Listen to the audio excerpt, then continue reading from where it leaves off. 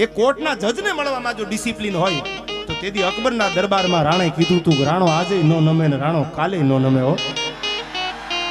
ઈ દાઢીના મૂછના કાતરામાં હાથ ફેરવી અને દહેરાના પાદરમાં આયરનો દીકરો મૂછ ઉપર હાથ મૂકીને કીધું તું ડગલું ભરવા દઉં તો જનેતાનું ધાવણ ન લાગે. ઘોડાના પેગડામાંથી રણમલજીએ પગ લીધો. ક્યાં જ્ઞાતિ વાત છે આમાં ભાઈ?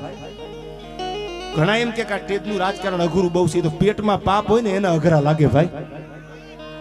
આયા બેનનો વારો આવ્યો, એમને ગાઈ લીધું, મારો વારો છે હું ગાઈ લઉં. આ પો કોણ પાડી દેવાનું? પો તો માલિકની મહેરબાની હોય ઈ પાડી શકે, બાકી હિંસાથી કાંઈ ન થાય યાર.